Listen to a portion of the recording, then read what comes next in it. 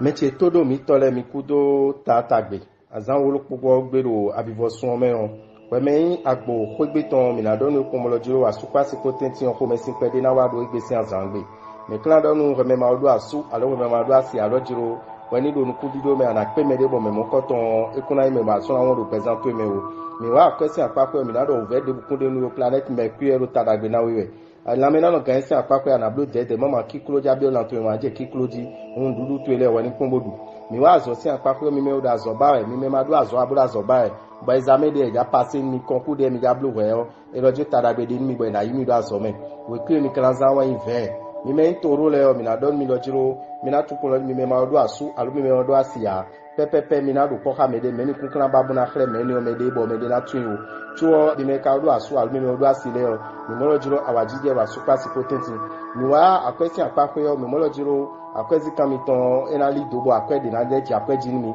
we mede bo akwetu ede kuru mede gombo atre won yo o tun ojo kuji ande be na so akwetu no do egbesi azangbe lamena no kan isi apako yo erojo adunde wublo bo nu chikonu we no goje pede mama ekun yonwe o lopo mi to e kan toro le o azosin apako yo mi mo ve de bunu mi anu kiko de awajije de ni we ku mi na zawan 67 mi me kan we do bule bodo asu alobodo asiyo mi na don mi komolojiro mi ni tunojiro asupa se potenti yo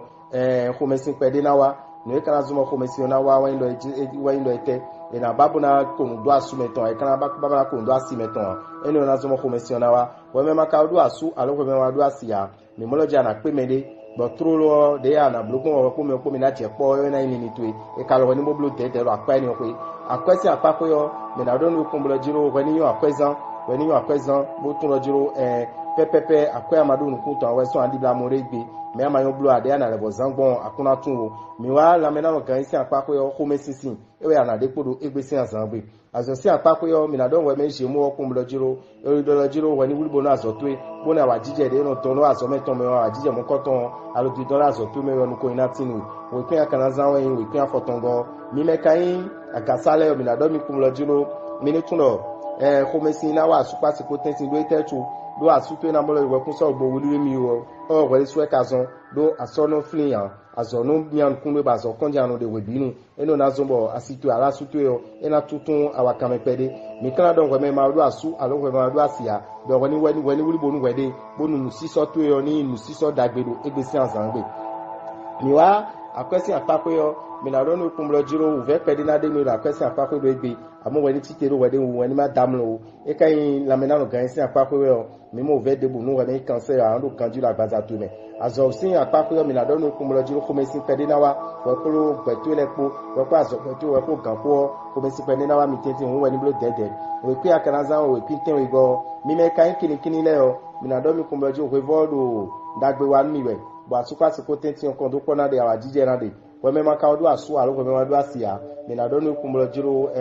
ekusoli ni metu me na asu no me na asu na mo planet kan yo Mercury planet mo koton eru dagbe wa nu eru akwesi apape be ro ni be lita me kon kan dijan we bo gbata ka kan dijan we akwede amo igbe yo we suwo anamolojiro kere akwebo anazambe na wa ni gege nwe lopo mi ton le mi kan do la me na mo kan si apape yo ndero pipacha we do ni ame ndero pipacha we la dogume o edo ni ya itoto pe aya itoto ko yo anaya mo solution nu mo koton ni mi wa azosi apape yo mi na don gwa me yin leyon kumblojiro ani tun azosi apape yo nu ko ina level 10 we go na ro azo twesi apape we pin akana zan wa we pin kun we go mi me kan yin yonu da lo jile o mi na don mi kumblojiro me gege na tin de mi ma do asu album ado asia internet si apape mi na pe me gegere internet je mi na do ko ha me gegere ro egbe lopo mi to e do asu album do asile o mi na don mi kumblojiro dandame mi na jiji an bo ko gege na de bo mi de pa su mi ton pa mi de pa si mi ton po mi na ti toto mi wa akwesi apape yo akwe amadonu kunton e wa nazan alo akode akon bo ma so fun le mi na suwa egbe yo e na fi an ba na su mo koton dandame janwe bo ni obi pina ya po nu edo egbe si azangbe ko e wa nazan bo ta fe mi ko e na do tagba nu edo egbe bo ta na fe mi pede ro azan egbe tongbe mi ka wa azan si apape yo mi na do ni lo planet yo Jupiter planet mo koton ero dagbe wa nu e bo nu ko ina tinu do azan twesi apape we ku ya kana zanwe we ku ko kwa tongo mi me yin nu dagan le o mi na do mi kumloji we me ko do asu alo ko me do asiyo kon do ko de awajije do asu pasi potenti we me maka do asu alo we me do asiya mina do no kumlo jiro ani tuno jiro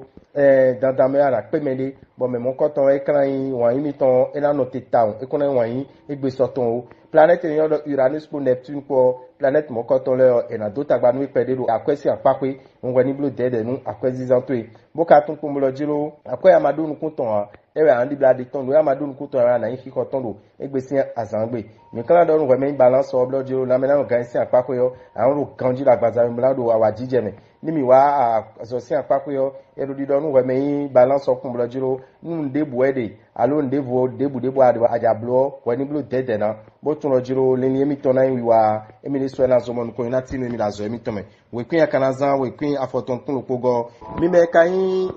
kon klikle le bo ma do asu al bo ma do asia mi na do no loji ara pe me le do egbebo trolo meo ntona je to eje kala ito ni do te weni blo dede mi me ka do asu al mi me do asile yo mi mo loji kondo polo asu pasi potentin mi wa akwesi apako yo erodido kumlojiro